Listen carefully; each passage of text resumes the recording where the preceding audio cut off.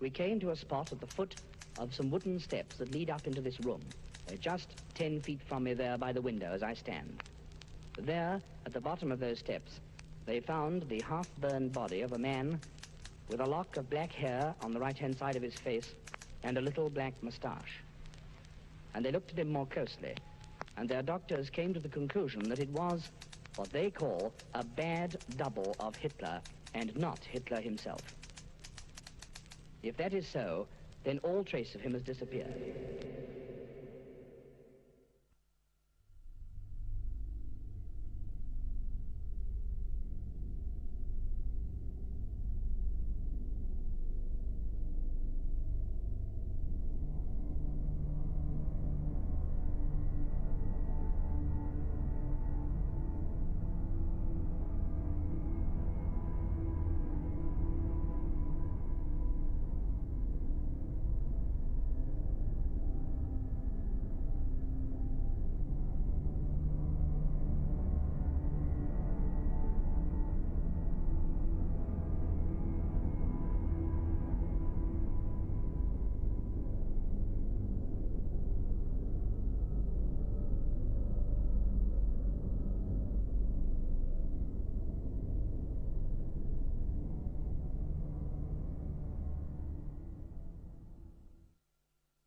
For many, many, many years, the Germans always have big influence in all aspects to the life. In the schools, the way the instruction been doing, and the industry, and the commerce, and the political. Many Argentinian high-class people, rich, very, very rich, protecting that people too, for economical reasons. The people coming with a lot of money. Hitler probably coming after 6 or 7 months when I was working. The first time I remember, Mandava told me, today is going to be a very, very, very high man. And this person appeared up, you looking like you feel the power in him. Black hair with little touches the white, skin face, no mustache. He's received so much respect. Who this guy is here? Need to be a big guy, because if you tell me people who come in and Martin Bormann was there, if Martin Bormann was the biggest one, I not been surprised. But when Martin Bormann was there, everybody had respect, everybody standing and shake the hands, and you see the respect the people have for him, you know. And Mandava say, you know who is it? He say, no. He say, the Führer.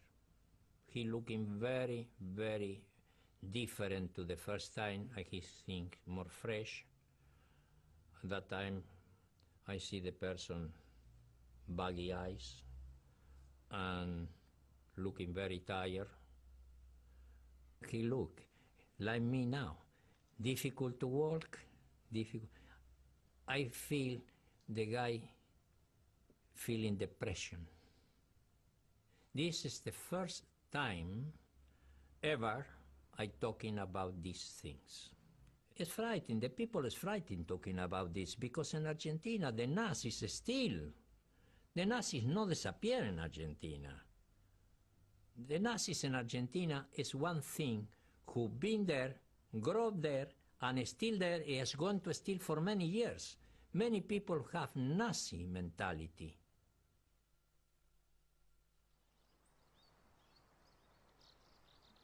History tells us that the most despised man of the 20th century, Adolf Hitler, and his wife Eva killed themselves in the hell of the surrounded Führer bunker in Berlin in 1945.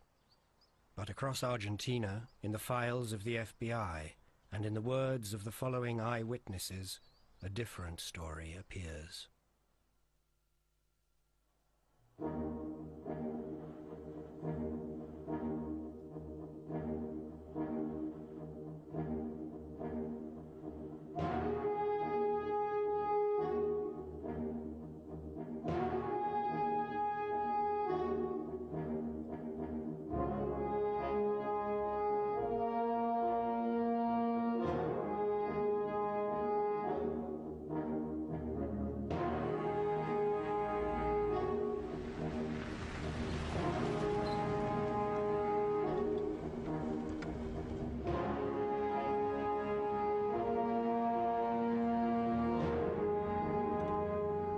wasn't the way we had thought it would end.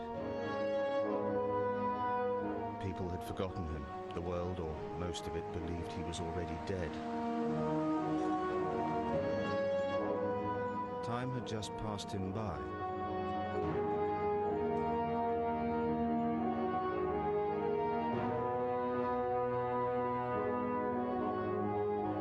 The world was now a very different place.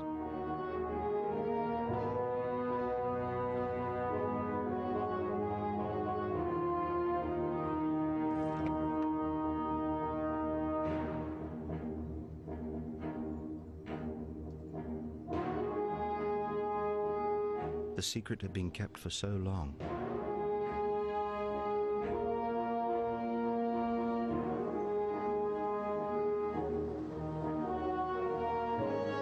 Now, it would have to be kept for even longer.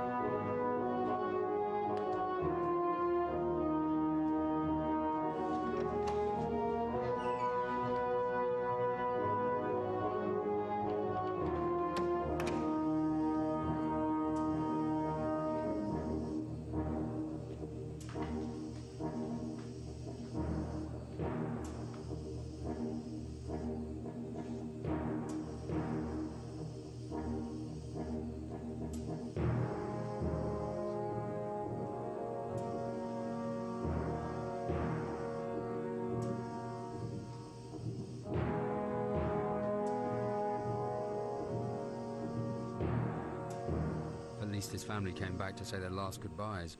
I wouldn't have blamed her for staying away.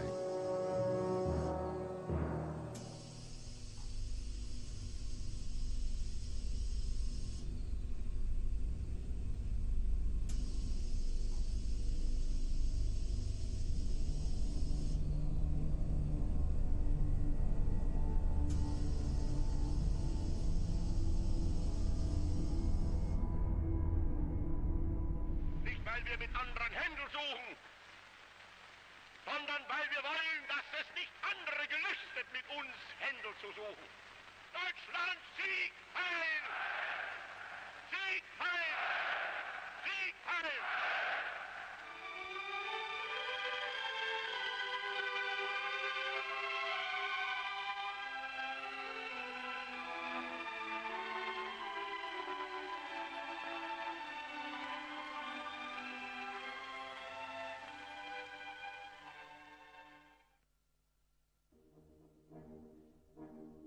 We've been preparing Operation Fireland since 1943. Between them, General Müller and Reichsleiter Bormann had done their job well. The Argentine dictator Juan Domingo Perón knew, of course. Grand Admiral Dönitz had told his men, "We have built for the Führer in the deep south a Shangri-La." And across Argentina, we had. Many of our submarines had landed since that time, bringing valuables and people. The greatest treasure ever looted was now ours to use. I had come in 1943 with General Faupel, and had stayed to prepare the way if the unthinkable should happen. And now it had. General Fegelein had only arrived a week earlier, but had soon taken charge. Of all the mountain people, he was the most trusted. And as Ava's brother-in-law, the closest thing to family they had in the land of fire. Patagonia was a virtual German colony. And, of course, they were dead. Who would be looking for them? Müller had used the trick many times, faking his, Bormann's, and the Führer's death.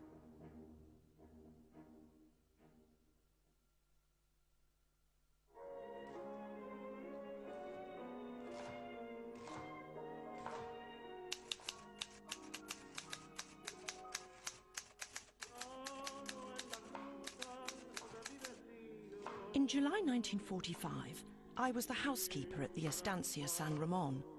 The whole house had been busy for days. Guests had already arrived from Córdoba and Buenos Aires, and we'd been told to expect more. The ranch was German-owned. I'd worked there for about 10 years after my husband passed away. We had one of the only radios in the area capable of picking up news from Europe.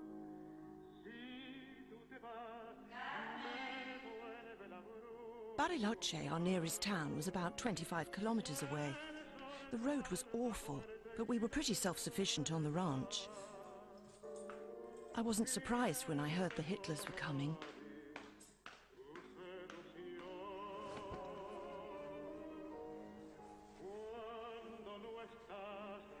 Anyway, no one here believed the stories that he'd killed himself.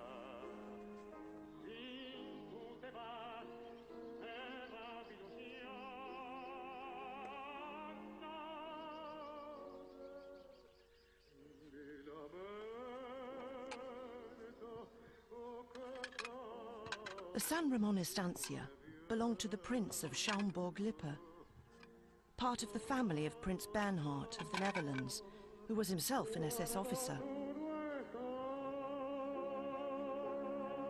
Bernhard was often in Bariloche after the war.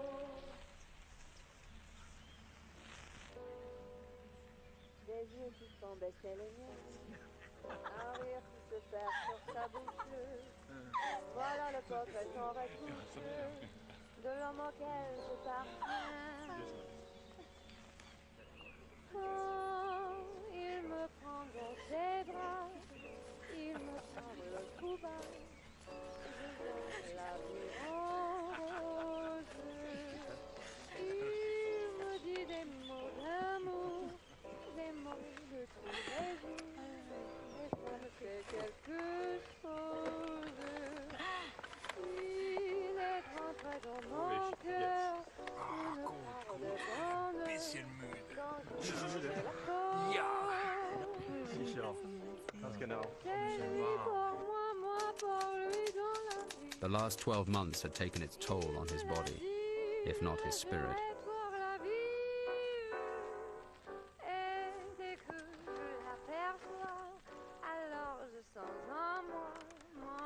Without the penicillin we got from Dulles, that bloody Stauffenberg bomb would have finished him off. No one knew just how many festering splinters had come out of the table, or how close he'd been to death.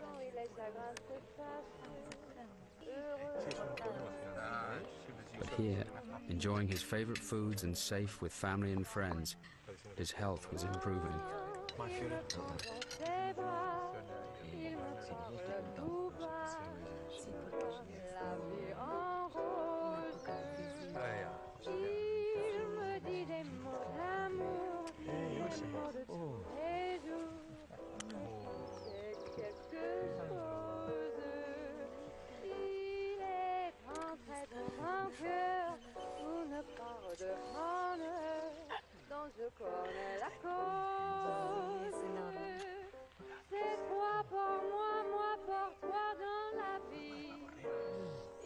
The family have all been learning Spanish.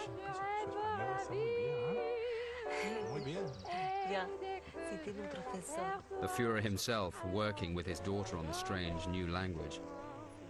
There are even signs of his sense of humor returning.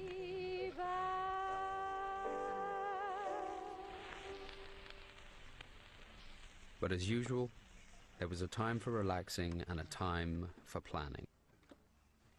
He might be in exile, but with Bormann controlling the largest fortune in existence and Müller directing operations, now was the time to plan for the Reich's continuing existence.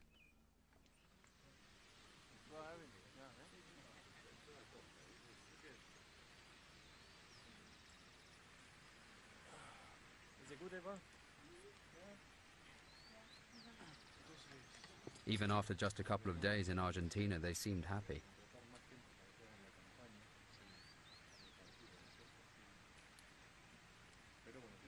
We'd chosen well. The whole area felt like their home in Bavaria. And now they were safe, hidden in the Patagonian mountains, and again amongst trusted friends.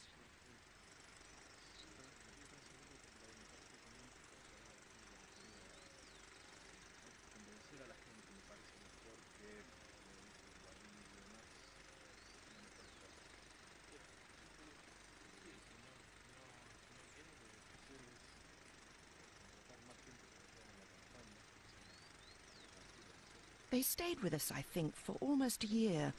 And then sometime around the end of 1946, or the beginning of 1947, we were told that Hitler had a car crash close to the property and had died. We never saw the family here again.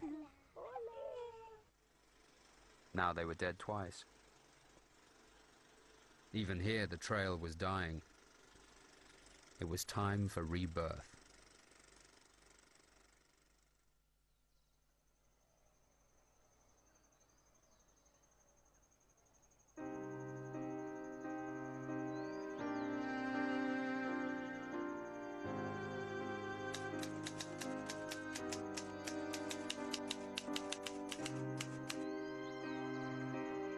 They were here, Hitler and his wife, at least 3 times after the war.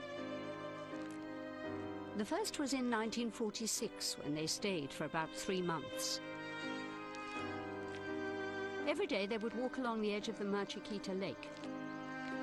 His bodyguard said he used to say, "The sunsets here are wonderful." The Eichhorn family had a large property just along the coast. They were big Nazis. Before the war, they'd visited Hitler in Berlin.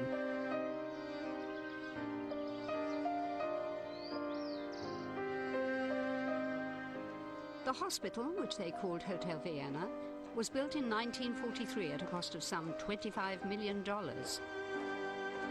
It was as much of a 5-star hotel as anything. The hotel was miles from anywhere, but still had plenty of guests.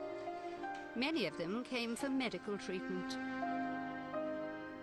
Most of the staff were Germans from Buenos Aires. There were a few local people working at the hotel. Out of the 70 workers, 30 were security. Everyone knows Hitler and Eva stayed here after the war. They had their own linen, crockery and cutlery with the letters AH printed on it.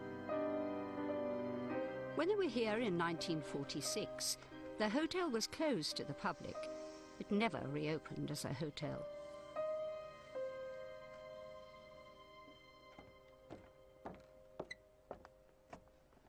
The complex at Inalco, 20 properties over 8 kilometers of lakefront, was finished in 1943, the same year as many of our other properties across Argentina. Accessible only by seaplane or boat, it was guarded by the Saracen Tower, which had commanding views overlooking Lake Nahuelhappy.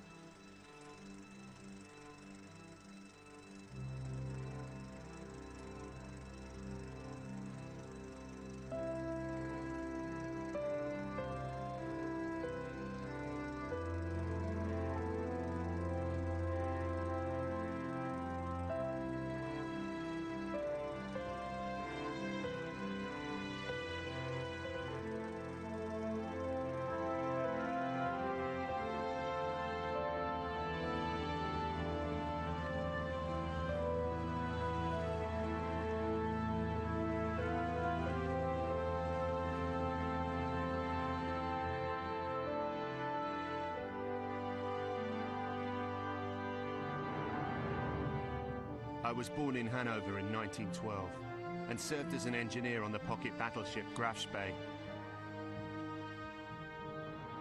After we were interned, I escaped and lived under the name of Pablo Glocknick.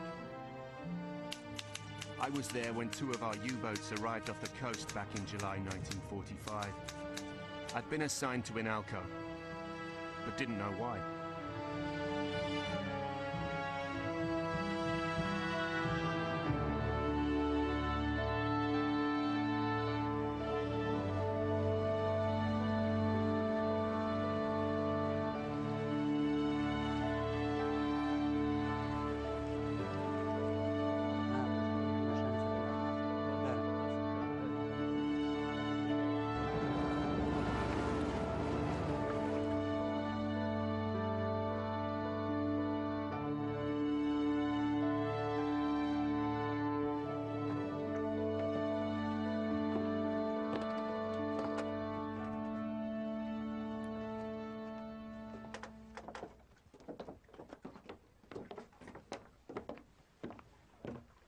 Here, the Führer would recover with his family and plan the rise of a new Reich.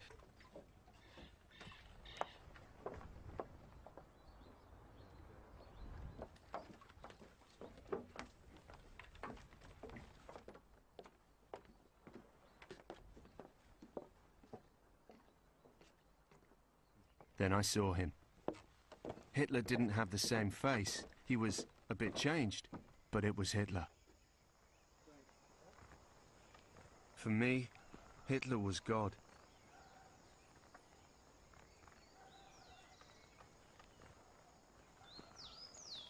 At times I woke up and asked myself, is it really true that I'm with the Führer? An amazing thing.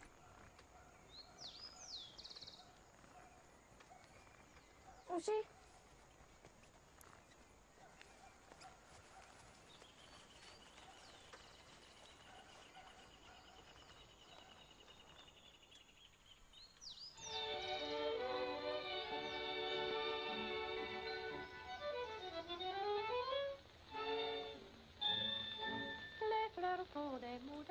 For the Rollerflex girl, Eva, I think to start with it was just one long holiday. Il faut comprendre son discours au plus subtil comme au plus sourd, le doux secret d'un cœur trop lourd et son bouquet des beaux jours. Je l'ai fait pour celui que j'aime. Bouquet de soie et de velours où mon cœur exhale à son tour parmi ses fleurs des mots d'amour. Le ciel pour certains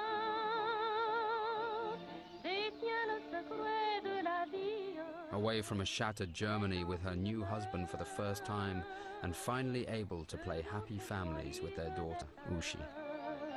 Moi je ne retiens qu'un moyen pour prédire au cœur le bon. She hadn't seemed so happy since the late 30s.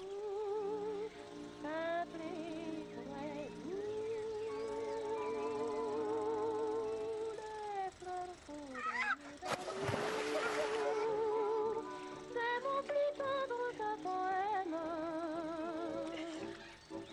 Il faut comprendre son discours au plus subtil comme au plus sourd, le doux secret d'un cœur trop lourd.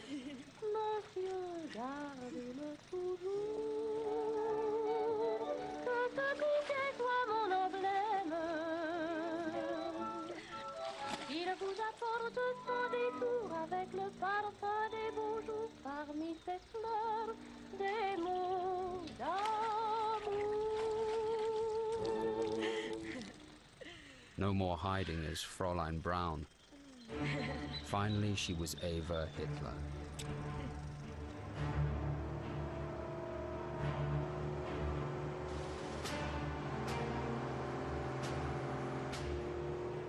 Martin Bormann arrived at the centre for the first time during the month of April 1948.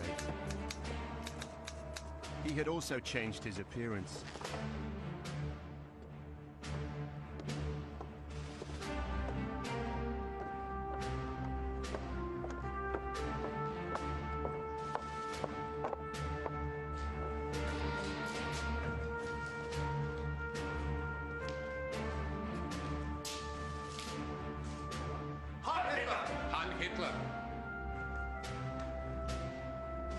Other guests had already arrived.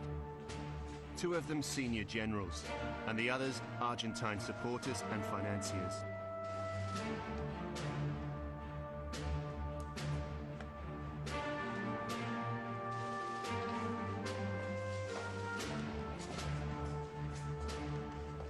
Bormann's mission was serious. With over 900 front companies in neutral countries, the Brown Eminence had managed to get away with the biggest crime in history.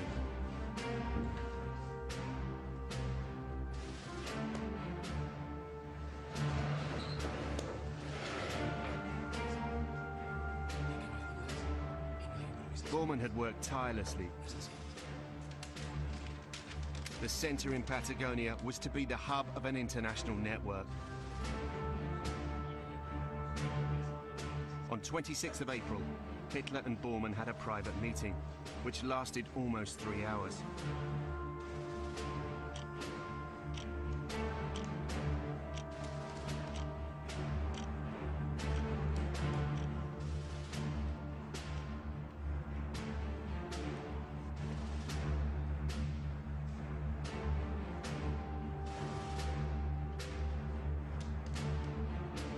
The planning went on for 17 days. Nobody wanted to leave anything to chance. Bormann was to be the key man, and all the orders and plans prepared in the center would come from him.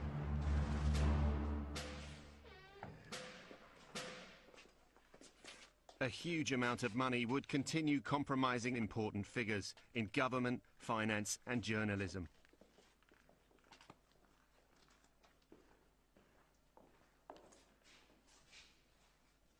Bormann wasn't going to stay with the Führer. He said his place was not at the Führer's side, not until the party could rise again.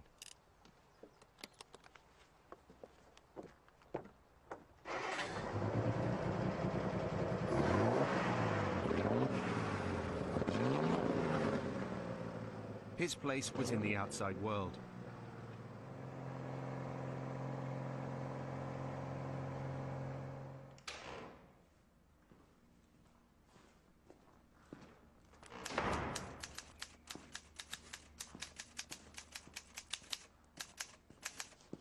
When the war was over, I was around 15. My parents gave me permission to go to La Falda to stay with the Icon family.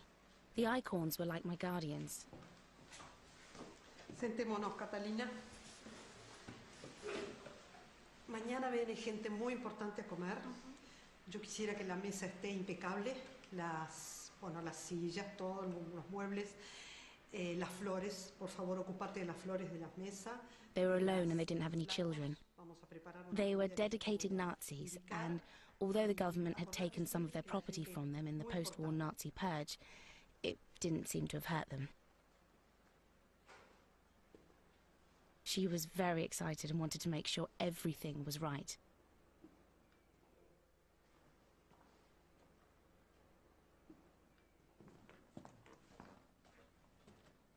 I hadn't seen Hitler come to the house.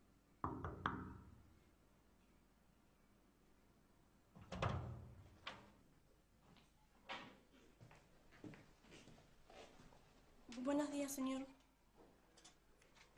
I instantly knew who it was because there had been many photos of him in the house, although later they all disappeared. He had the same features as in the photos. I think he had a wig and no moustache. But if you shaved your moustache off, don't tell me you wouldn't be recognised. To me, he was like a normal man. I didn't see anything strange. He wasn't short like they say he was. He was tall enough. He had a rosy face and his eyes were kind of blue. I guessed that he was the same age as the mistress, around 60. To me, he was already an old man.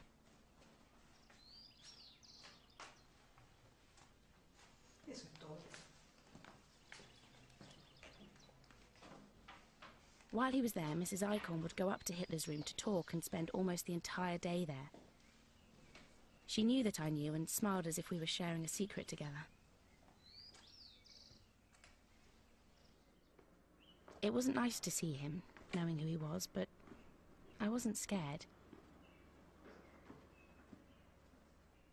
He ate the same food as everyone else in the house, typical German meals, sausage, ham, vegetables. He only drank water. No one in the house ever drank alcohol.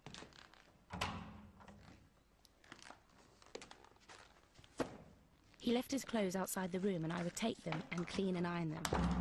I never washed his underwear. Bonita, ¿cómo anda? He wouldn't come down to eat in the main dining room and, apart from the icons and me, wouldn't show his face.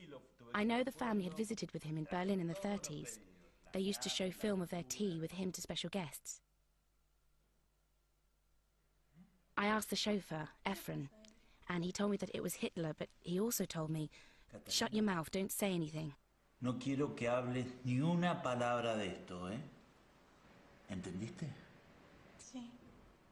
¿Seguro que entendiste? He left the main house and Efren took him to the castle, at the top of the Sugarloaf Mountain close to La Falda in Cordoba. Signora Icon told me, today we are going out to eat lunch. The Signora wanted me to wear something smart. I didn't like it much. It was very German, not at all stylish. We made a picnic and went with the chauffeur and with Signor Icon up to the mountain.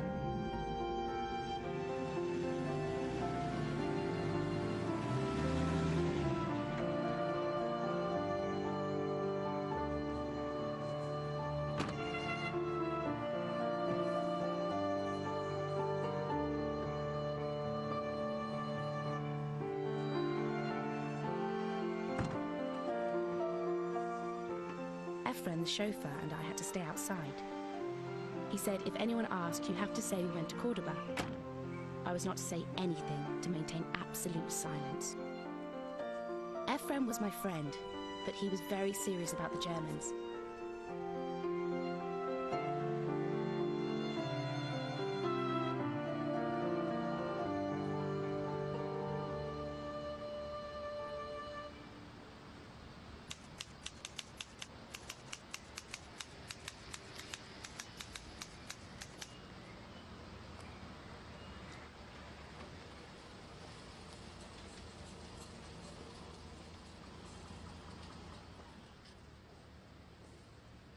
In 1951, I was working at the clinic of Anesthesia Ivarando, a well-known private hospital in Comodoro Rivadavia.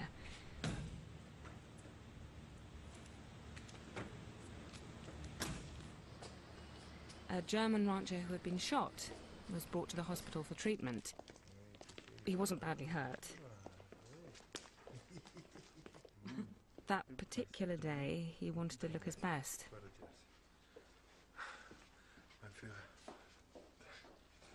Vielen Dank, dass Sie gekommen sind. Herzlichen Dank. Es geht gut, es geht gut. Es muss gehen, ne? Geht's wirklich? Wie geht's? Ja. Es tut noch ein bisschen weh, aber... I remember I had to stop myself shouting out, and I rubbed my eyes in amazement when I saw who it was. Es ist ein bisschen warm hier, aber... Die Krankenschwester ist sehr nett. I was so scared. I could feel myself shaking. I'd met Hitler the first time while working as a nurse in France in 1940, and although I didn't have the opportunity to speak with him, I saw him closely several times.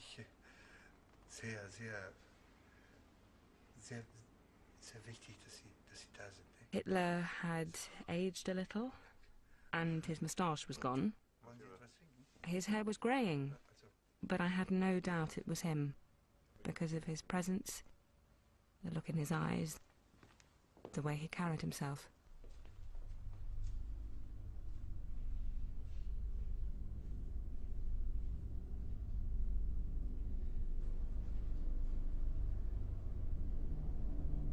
Believe me, once seen, the face of Hitler is never forgotten.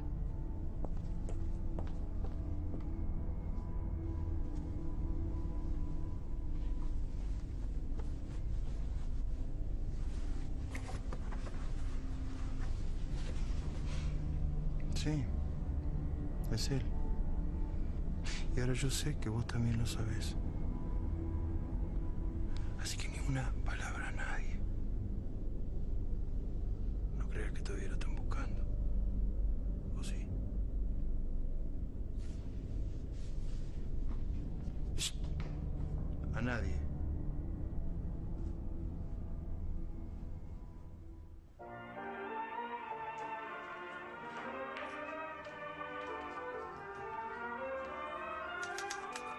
I was working in a cafe when I first met the man I knew as Ricardo.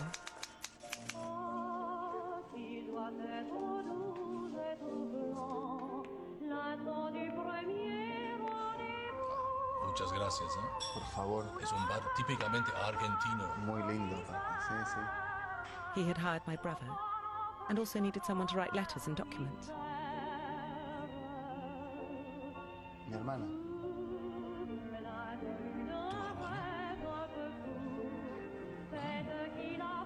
Araceli, por favor. Te presento al señor Ricardo. Araceli, mi hermana. Ricardo. He was very charming, and I wanted to change. ¿Cierto? Sí, por supuesto, somos muy parecidos. From that moment on, we became good friends. Ricardo said he was a senior Nazi and that he'd arrived to Argentina in 1948 with the help of the Catholic Church. He said he had been in hospital and had had some work done on his hair and his nose. You wouldn't have been able to tell.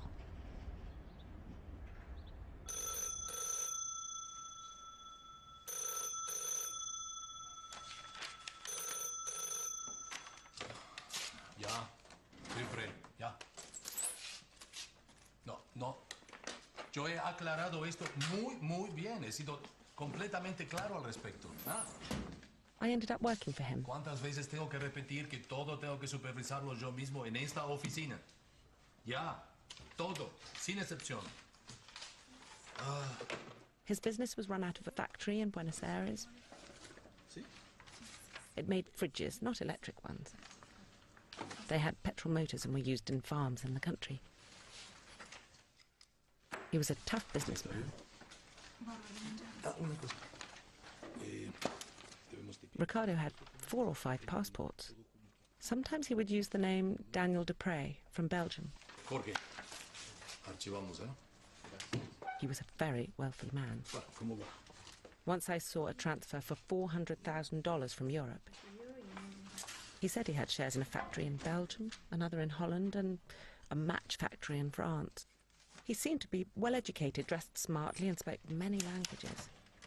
He liked music a lot. He liked reading too. He said he'd had a big house in Germany where he had a special room just to listen to music. He was always saying how much he would like to show it to me. He'd send me flowers, expensive presents, and take me out for dinner and dancing to the most expensive places. He loved good food.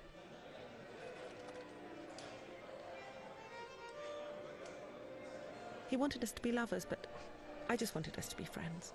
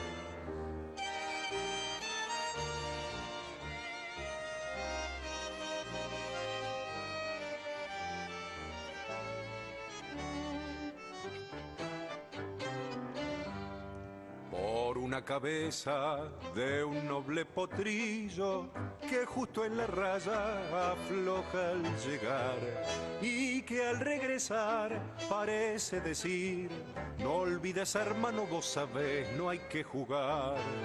Por una cabeza, metejón de un día de aquella coqueta y risueña mujer que al jurar sonriendo el amor que está mintiendo quema en una hoguera todo mi querer.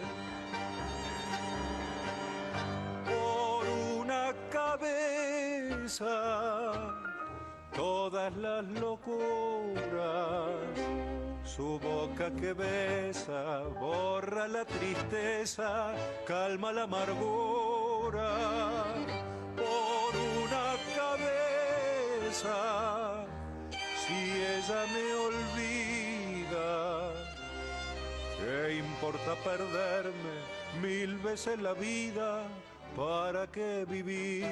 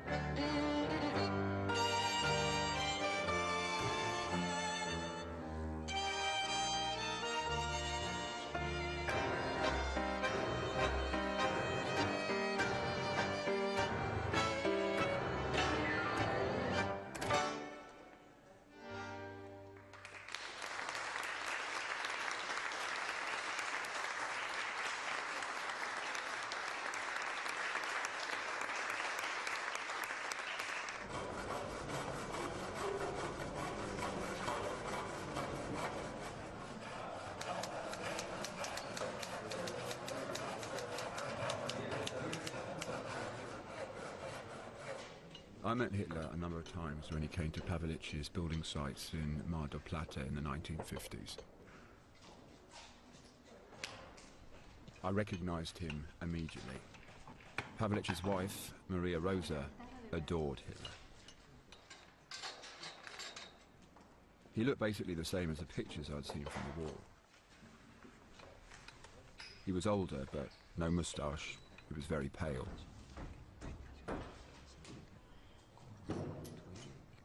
I'd heard about Hitler from the war, but never about Pavelić.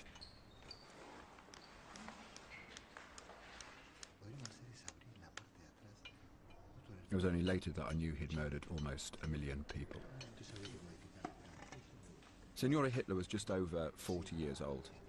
She wore cheap clothes. She gave you the feeling that she had suffered a great deal. She always seemed worried and almost never smiled.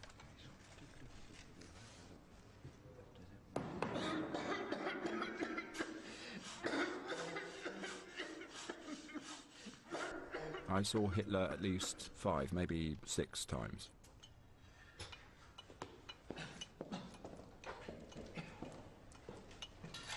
Suficiente. Pablo. Amazingly, I remember he had kind eyes. He didn't have a hard look. Hasta luego. Pavelić, however, had hard, penetrating, dark eyes. He was a very rude man.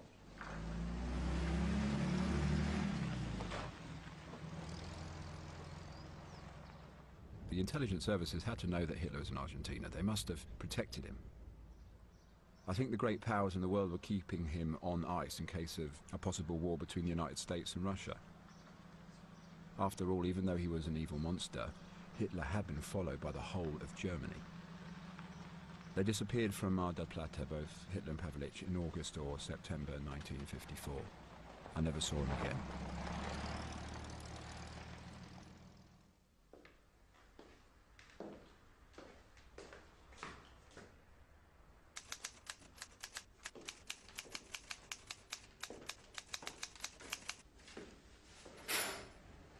Apart from his many other business interests, Ricardo also sold diamonds in Buenos Aires.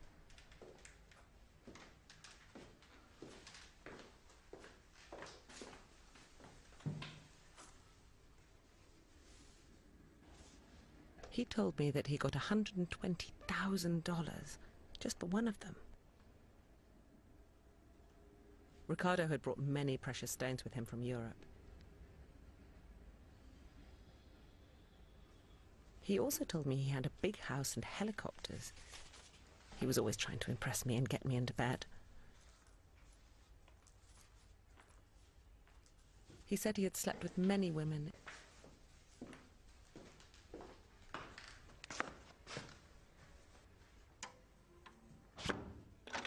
He stayed in the Plaza Hotel. I didn't go in there.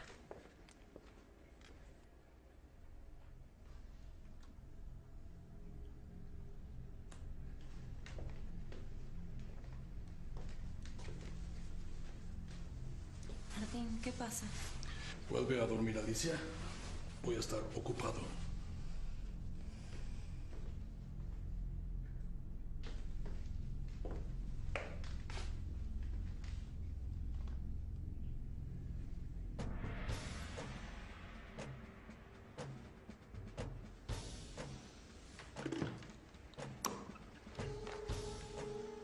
Hijo, venga a mi despacho, por favor.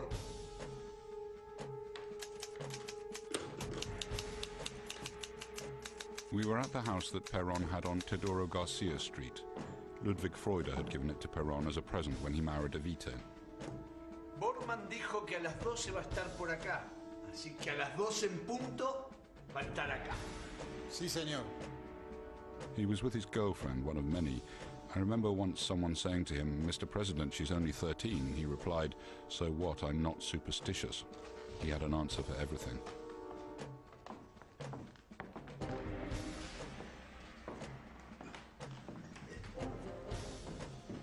Amigo Bormann.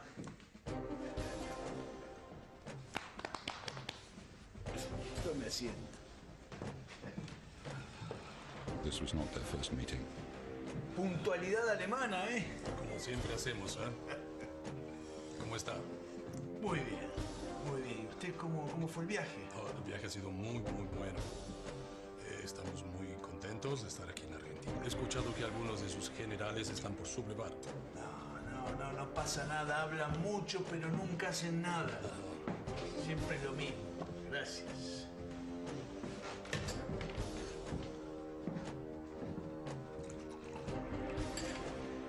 The general used the house for quiet meetings. Bueno, ¿eh? It was just before the coup in 1955. The president was worried but tried not to let it show. Es muy importante que proteja al Führer y lo valoramos mucho. Quédese tranquilo. Mientras yo esté acá en el poder, está todo bien. The general was going to invite Bormann for dinner, but Bormann said he could not stay. He had other commitments.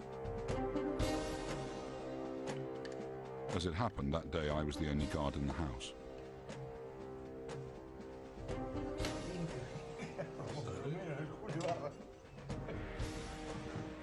Tengo algo importante para usted, presidente.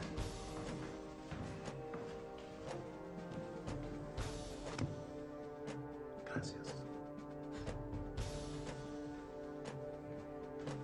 Gracias, Bormann. Adiós, presidente. Señor, ¿necesita algo más? No, gracias. Bormann me hizo un regalo inmerecido. Bormann didn't have anything in his hands when he arrived. Maybe it was something small. I never saw Bormann again, but I know he was staying at the Plaza Hotel. The police files said he had a German girlfriend there, Alicia Magnus. Argentinos, hermanada estrechamente con fuerzas del ejército y la aeronáutica, la Marina de Guerra en pleno se ha alzado en armas, desconociendo los hombres que dicen gobernar el país. El alzamiento se ha producido en el interior.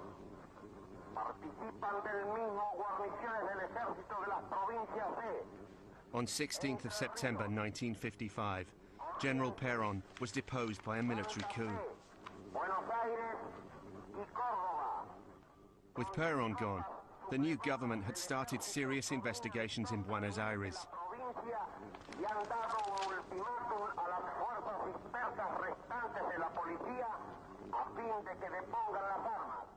Many people were arrested, property was being taken, and it seemed only a matter of time before the center would be discovered. For the first time, it felt as if we were being hunted.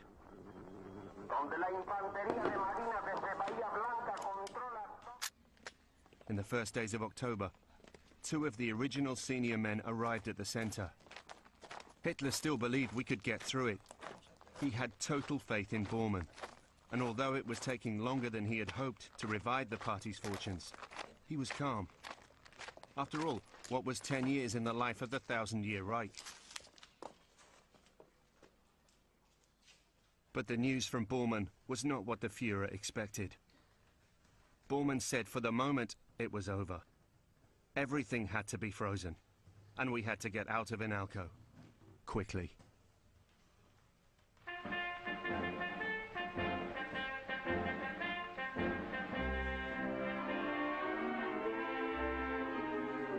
Listen to the bugle, hear its silvery call, carried by the night air, telling one and all.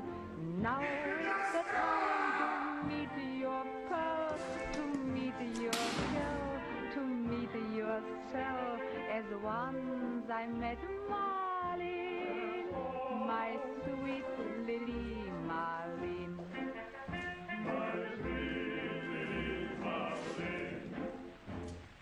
Underneath the lantern by the barrack gate, there I met Marlene every night a day. That was a time in early spring, when birds all sing, then love was king of my heart and Marlene, of my heart and Marlene. Oh, my heart and Marlene. Waiting for the drumbeat, signaling retreat, walking. It couldn't last. The girl who had traveled all over Europe, loved to party and be with her friends, had had enough of their lost life in the Andes. So she left. The organization would look after her and the children.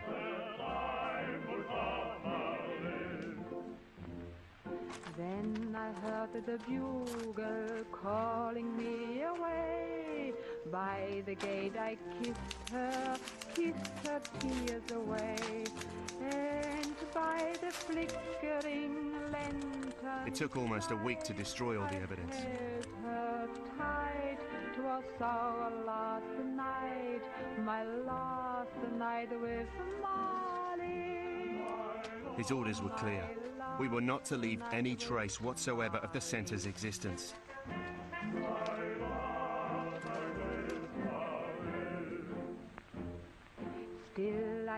Bormann's men had already taken anything of any value. Carried by the night air, telling one and all, now is the time to meet your pearl, to meet your girl, to meet yourself, as once I met Molly, my sweet Lily Marlene.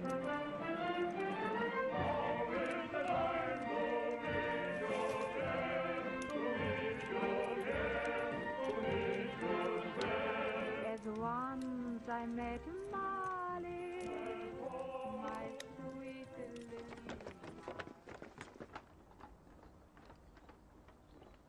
In October, those of us that were left moved to a chalet 45 kilometers from the city.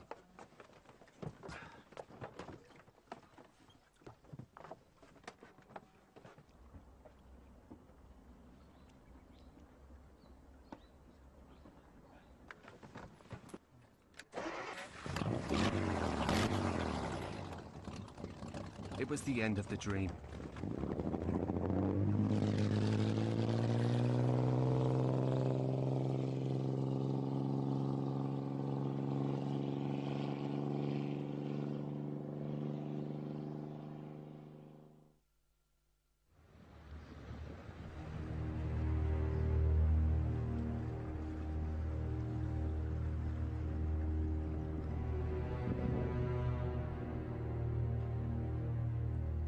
I think Bormann had been planning it for years. He had broken all links between the Führer and the world. Now only he knew of Hitler's whereabouts.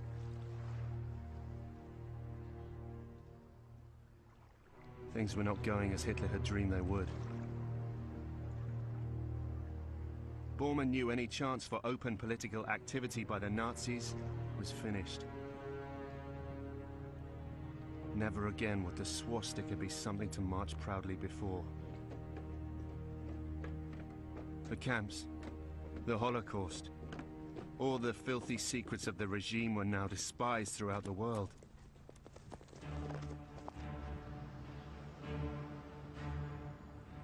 Bormann had other plans for the money they had taken.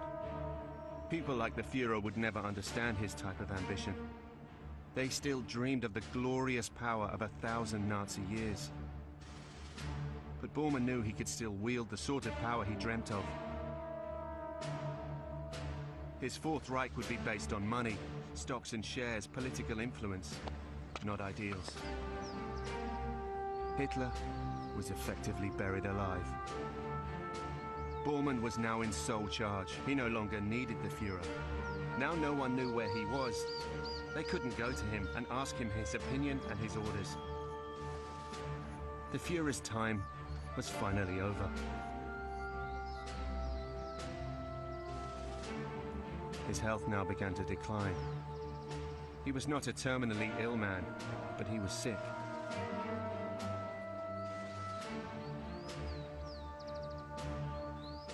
He had begun to worry about his health, and he believed there was real danger to the organization.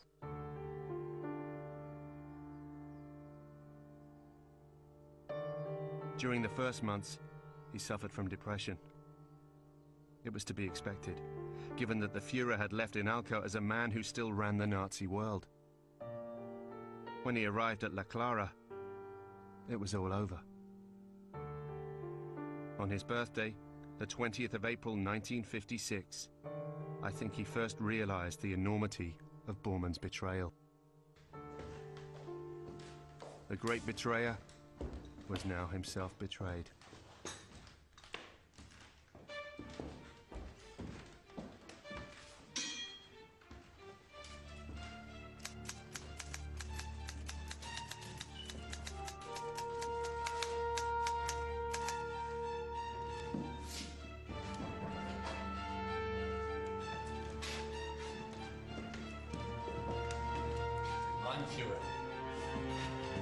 The Führer. At the start of November, Bormann arrived at La Clara from Chile.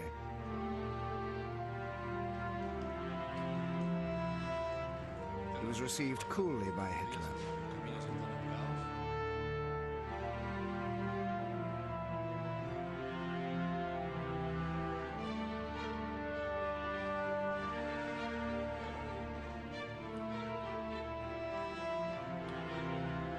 But after the meeting they had, Hitler was again optimistic.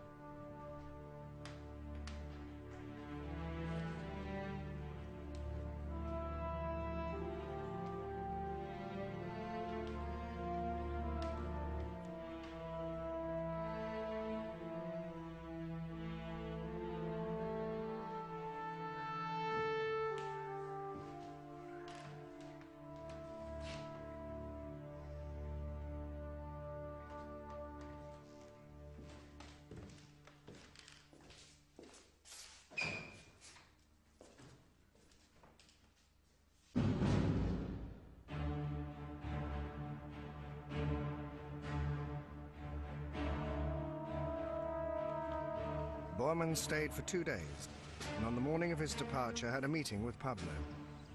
He thanked him for the invaluable services he was giving to the cause and begged him not to worry Hitler with questions of any sort, and to try and make him live a quiet life.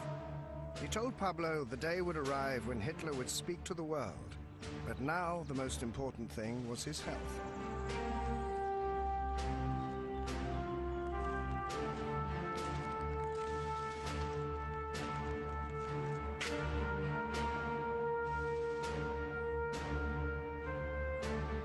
We knew that he was lying.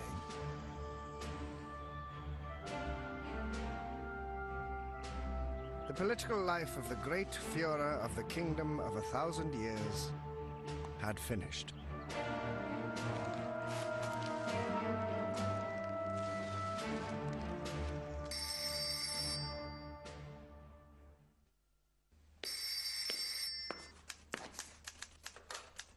¿Sí? Un momento, por favor. Hitler would call occasionally, up until the early 1960s. I recognised his voice and would ask who was calling, but he only ever said, "Let me speak to Frau Eikon."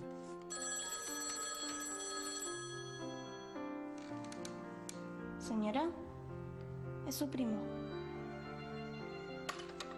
Ah, mein Führer. Sí. She called him her cousin.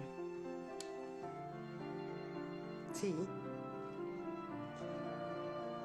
Una alegría. She had always said, even after Hitler's supposed death, "My cousin is travelling." They are the ones that paid everything for him. They supported him financially. Sí. He had a lot of contact with these people. Adelante. Catalina, toma asiento, por favor.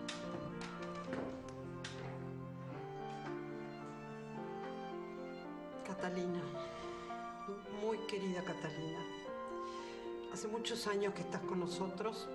Nosotros aprendimos a quererte mucho y te hemos confiado. Signora Eikon made me promise to keep quiet. She said, "You have seen absolutely nothing of what has happened." She didn't have to say anything else. The Germans didn't play games. This was serious. It was best to keep my mouth shut and forget about it. Sí, Efren me comentó algo. Anyway, I loved them. They were good to me. It was only after they died that I felt able to tell what had happened. By that stage, Efren had gone to live in Germany.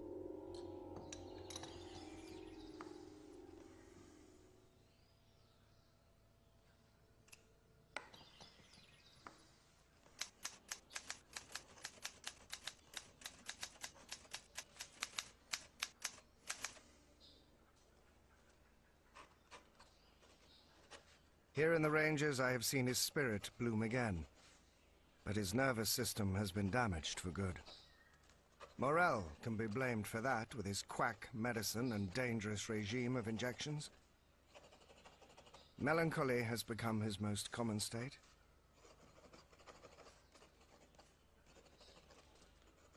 Bit by bit, we have been removing ourselves from external events. Just 2 men live with him constantly now. His assistant, Pablo Glocknik, and I.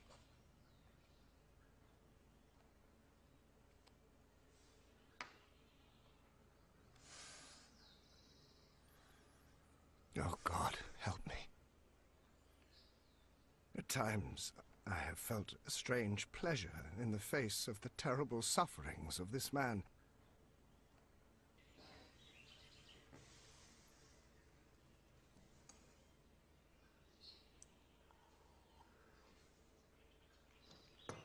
It has seemed to me that all the incalculable blood spilt clamors for vengeance on Hitler's person from the very arteries of the earth.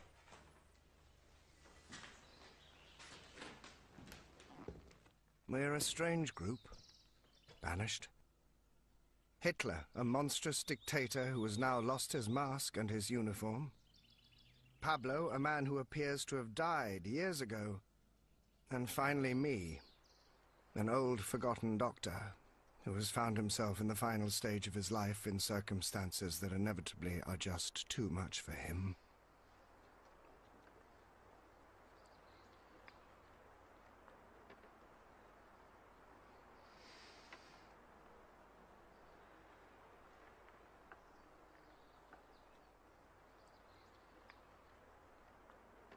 Hitler has tried to return to his old passion, painting.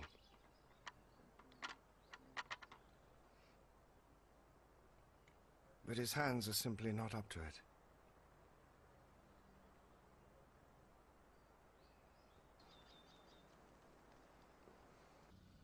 It doesn't seem to be Parkinson's. Probably a hangover from the scarlet fever he had at the end of the First War. And whatever causes it, it makes him more depressed. He's in a state of near collapse.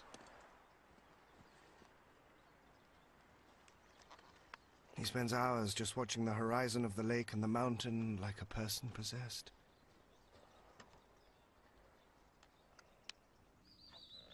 His physical state at times takes on alarming characteristics. He complains of sharp, neuralgic pains in his face caused by a badly executed operation. The migraines are getting stronger and more prolonged. I don't know if the seizures are caused by his mental or physical state. Both are taking him nearer to his final end.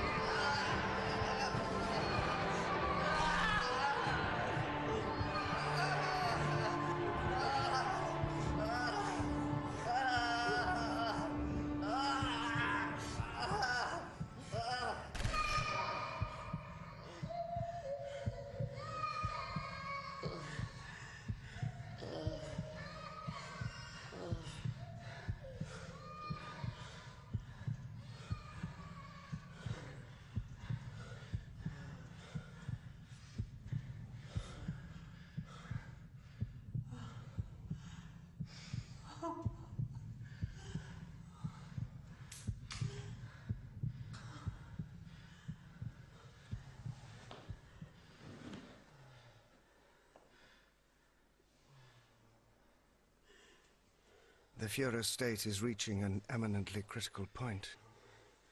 There is no more to be done but wait until the ghosts of Auschwitz, Buchenwald, Treblinka, and so many others end up pulling him from his life. He has been suffering hallucinations for several nights. He tells me he sees mutilated faces, fields blanketed with bodies, friend and enemies alike that rise up to accuse him with trembling gestures. He can hardly sleep. The visions assault him unendingly. He refuses to eat and spends his hours between sobs, remembering his childhood.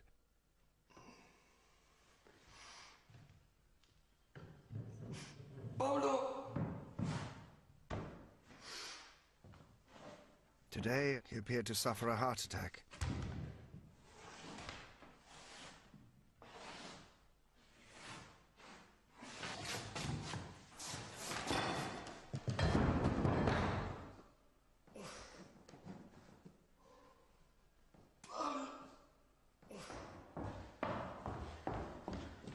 ¡Doctor Lehmann! ¡Doctor Lehmann!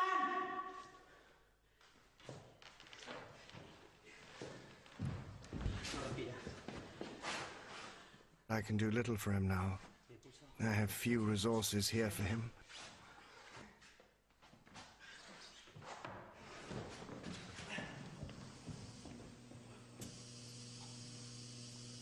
There is nothing more to be done. His life is extinguishing naturally and quickly. The morphine keeps him calm and quiet.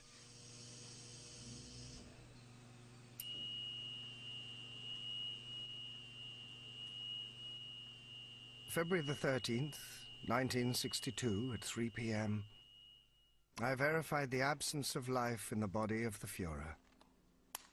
He has gone to join the millions of beings which he sentenced to death. I cannot see it being long before I too join him in hell.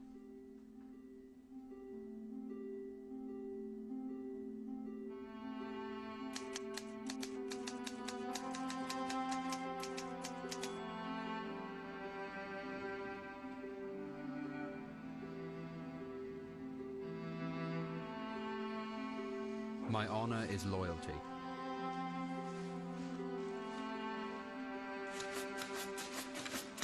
It is now 23 years since I first said these words.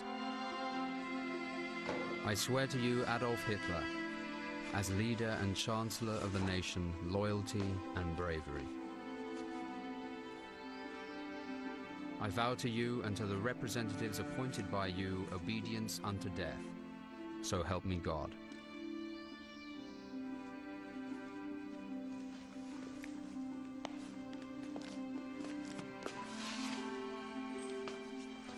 I'd always thought it would be my own death that released me from my oath.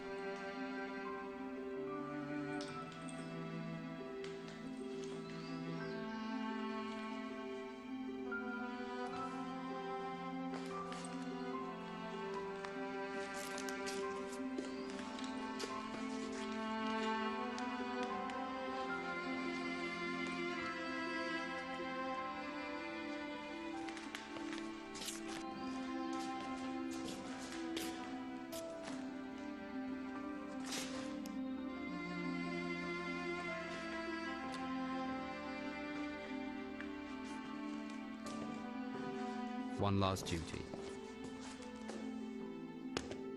It was the least I could do.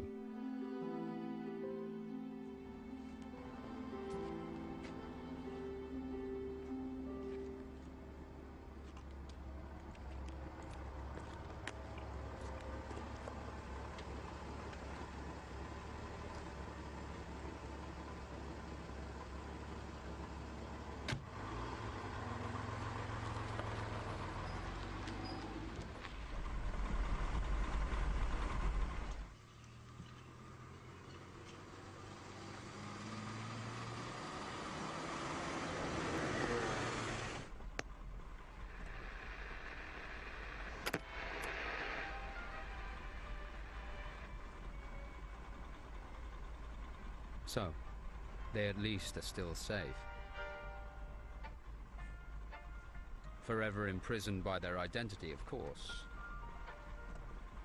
but still safe.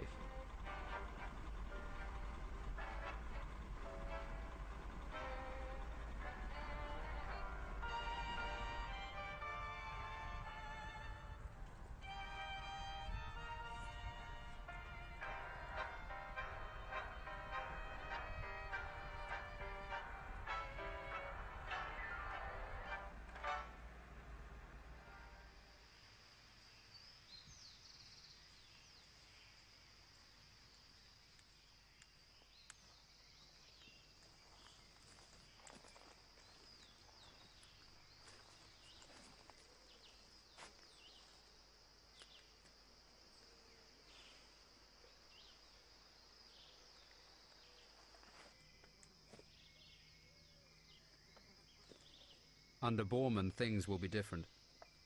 Already a new Germany is being born. Strong again.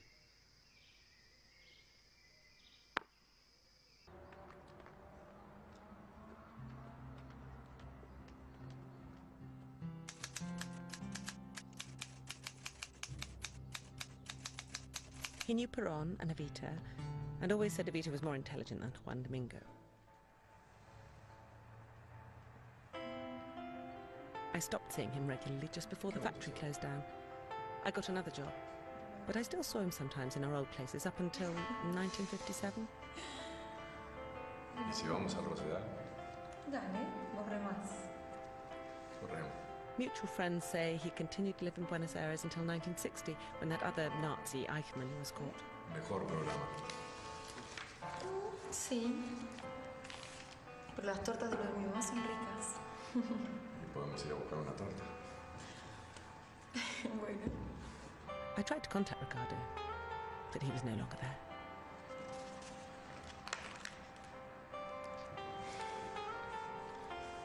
Está lindo el día para pasear. I was skimming through a Spanish magazine and there he was. But the article was about Martin Bormann. Straight away I realized it was Ricardo.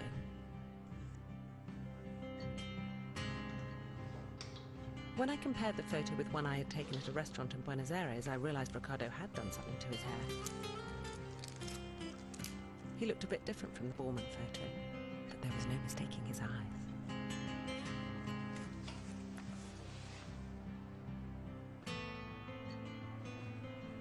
Ricardo.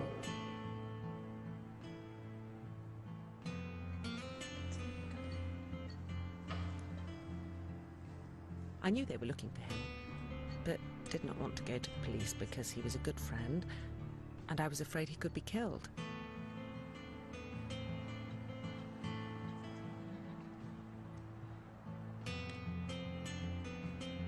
Once I knew who he really was, I was scared too. A ver qué dice. Martin Bormann. Serio Juan Martin Bormann asistió a una rana. Anyway, most of the world said Martin Bormann was dead.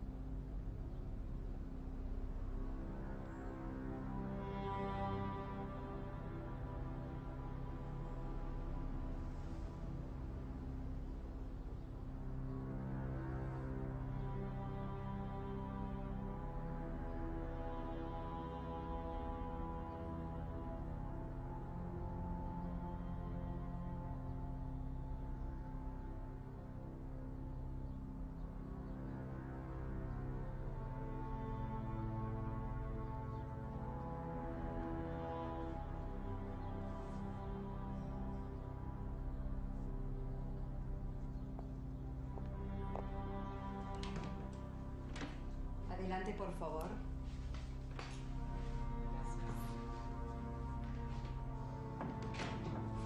Por aquí.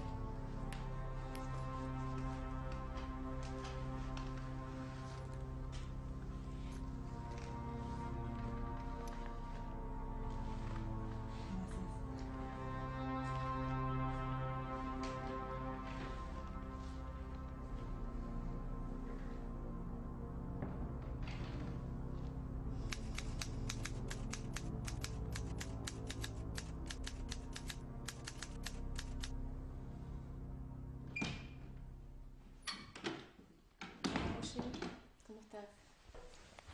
¿Cómo va? Hola. ¿Molesta la luz? No, está bien.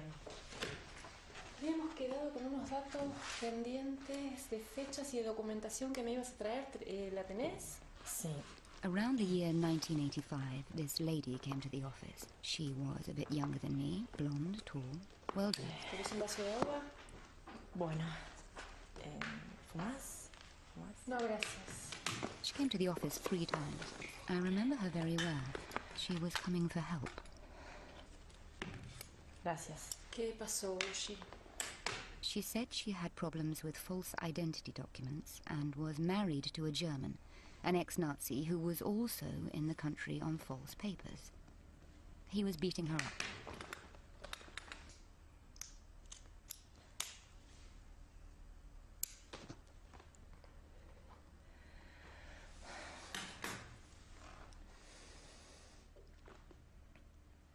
Igual yo no vine por esto. Vine por el tema de los papeles. ¿Qué pasa?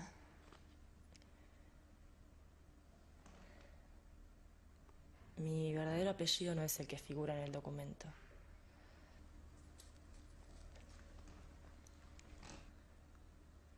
Fui criada cerca de Neuquén, en la cordillera.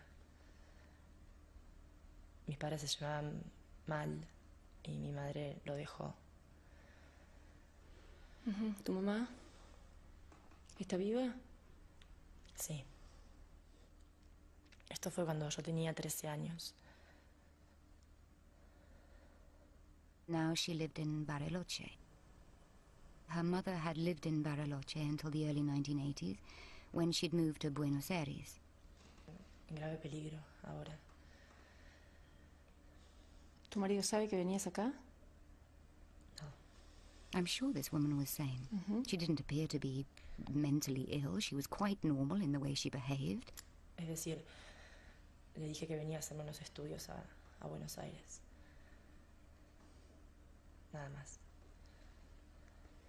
¿Y cómo te puedo ayudar? I found her to be very normal, lucid and sensible. She had no reason to make anything up.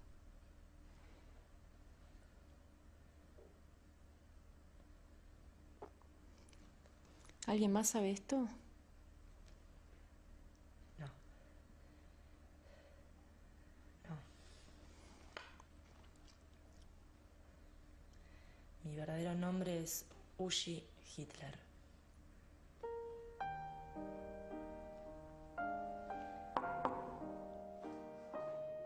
I had written the book Hitler Died in Argentina in 1987.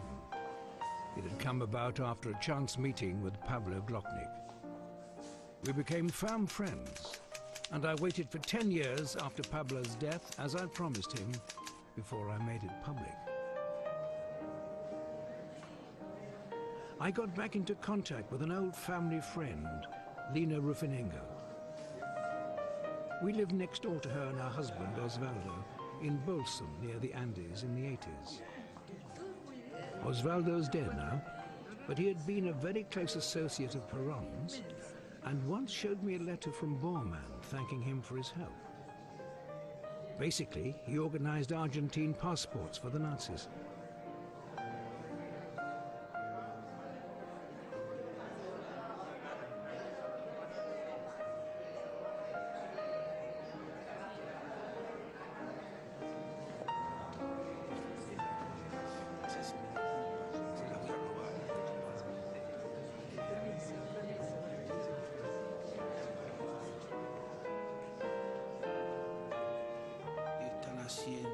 Los británicos están haciendo un largometraje sobre los nazis que vinieron a la Argentina después de la Segunda Guerra. Incluso piensa que Hitler puede estar entre ellos.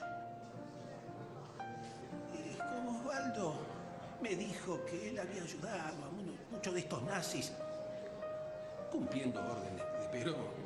Yo me pregunto si no habrá entre los archivos viejos de Osvaldo alguna documentación que a esta gente le pueda interesar.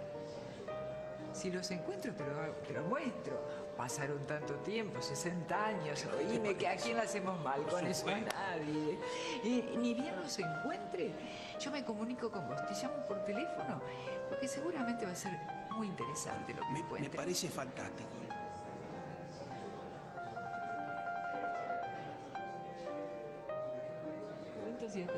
Nos hablamos entonces. Te agradezco la invitación. No, por favor. Te vamos a invitar a nuestra casa. Gracias, me encantó. Chao, chao. Dale. Chao, Manuel. Nos hablamos. Sí, por supuesto.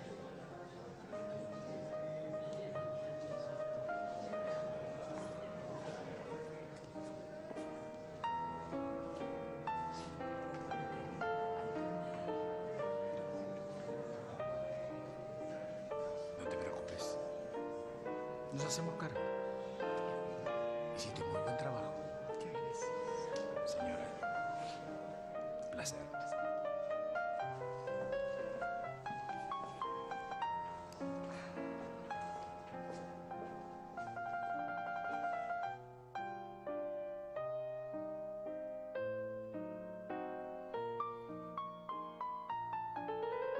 I thought nothing more about it, until later that evening when the phone rang.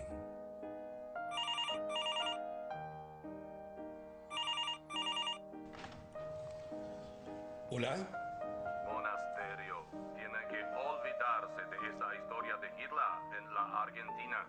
Si no lo hace, tendremos que quemar su casa y matar a su familia. ¿Pero quién es que habla?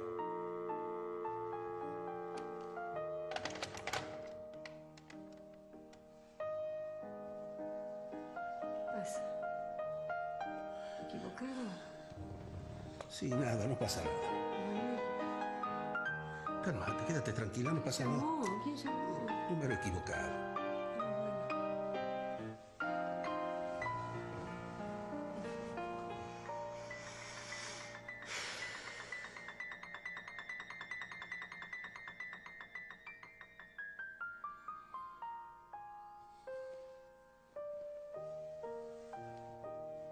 I don't mind admitting it frightened me. Not really for me, but for my wife and my family. I tried to contact Lena to find out if she knew anything about it, but she'd gone overseas to Germany the next day.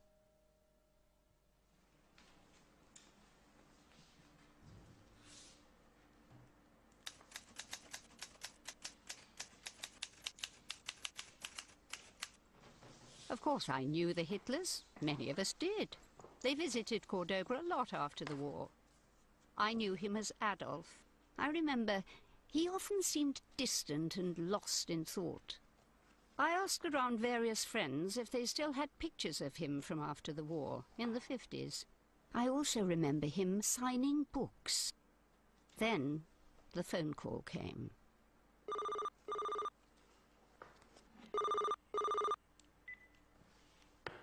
Hola. Señora Müller. Sí. Basta de hacer preguntas sobre la presencia del Führer. La Gestapo está aún activa y es peligroso para usted y para ella.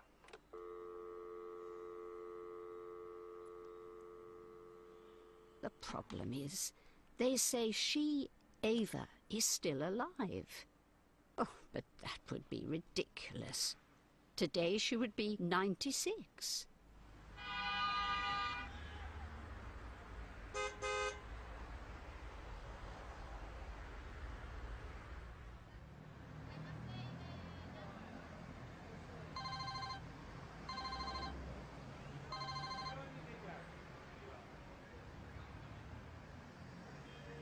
¿Pero ya están todos avisados? Perfecto. ¿Estás segura que estoy a salvo? Sí, abuelita. Quédate tranquila que todavía estás a salvo.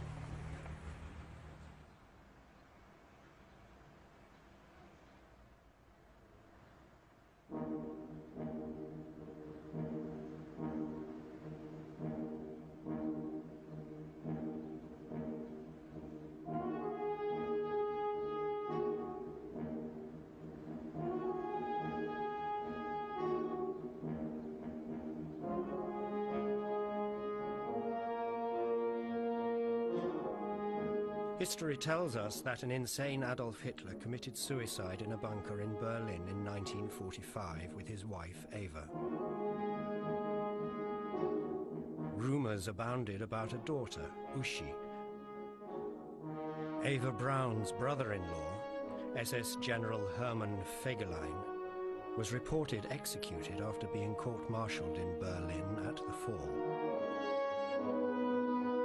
History also tells us that Martin Bormann, known as the Brown Eminence, and the man who Hitler said he needed to win the war, died in Berlin trying to escape in 1945, and that his body was found in 1972 and confirmed by German government DNA analysis in 1998. History does not tell us that Adolf Hitler lived in Argentina with his wife Eva and their children. But these people, all of whose testimony is real, swear that it's true. Carmen Torrentugui looked after him, his family and friends at the Estancia San Ramon in 1945. Olga Müller and numerous other people saw him in Cordoba province in 1946. In 2008, she was told the Gestapo are still active and had her life threatened for talking to us. Catalina Gomero spent weeks in 1948 waiting on him in 2 properties owned by the Eichhorn family in Cordoba, at La Falda and Pan Azucar. She would take phone calls from him until 1962. Mafalda Batinic saw him for the 2nd time in her life in 1951 at a clinic in Comodoro Rivadavia. The first time had been in France in 1940. Hernan Ansin met him in Mar del Plata 5 times in 1953 when he worked for the Croatian Ustashi monster Ante Pavelic. Pablo Glocknik, a former Graf Spee sailor, was part of his security detail from 1946 to 1962. Dr. Otto Lehmann was his personal physician during the same period. Many people saw submarines offloading on the coast of Patagonia in 1945. Their testimonies are well documented in Argentina. They include 2 Graf Spee officers. The FBI had eyewitnesses to Hitler's arrival, but never followed them up. The man who allegedly led Hermann Fegelein's court-martial, SS General Wilhelm Munk, says the last time he saw him he was alive and well. Fegelein's father said he would often call after the war to say he and the Führer were in Argentina and fine. Alicia Oliveira, a senior Buenos Aires lawyer, tells us she has met Hitler's daughter. In 2008, Captain Manuel Monasterio, who recorded Pablo and Dr. Lehmann's testimonies, received death threats as a result of our research. Martin Bormann arrived in Argentina in 1948. Pablo saw him at Inalco. Jorge Coloto met him in 1955 when Juan Domingo Perón greeted his long-term friend and paid his hotel bill in Buenos Aires. Araceli Mendez worked for him in Buenos Aires and spent almost 3 years rebuffing his advances. She kept pictures of him. The Argentine Federal Police kept a file on Bormann, much of which was burnt in the 1960s, but documents remain, which we have, and prove he and his lover Alicia Magnus stayed at the Plaza Hotel. At least 30,000 Nazis, Ustashi, Croatia's bloodthirsty animals led by Ante Pavelic, and other European fascists fled to South America after the war. They were helped by the Perons, the Catholic Church, the Red Cross, and KLM under Prince Bernhard of the Netherlands. Adolf Hitler, the worst and most evil criminal of the 20th century, often used the alias Mr. Wolf. The name Adolf comes from a High German for noble wolf. His first mistress called him Wolf, and it was as Herr Wolf that he was introduced to Eva Braun. Hitler's yacht was called the Sea Wolf, and his personal plane the Flying Wolf. His field headquarters in East Prussia, the Ukraine and France all had the word wolf in the title. Among the most potent of Hitler's weapons during World War II were the wolf packs of U-boat submarines that preyed on Allied shipping. U-boats themselves were known as Grey Wolves. Their final mission of the war was called Sea Wolf. It was as part of that operation that Hitler escaped to Argentina. And it was there, 17 years after his alleged suicide in Berlin, at 3 p.m. on the 13th of February 1962, tormented, demented, and betrayed, the most evil man of the 20th century finally died. We were lied to.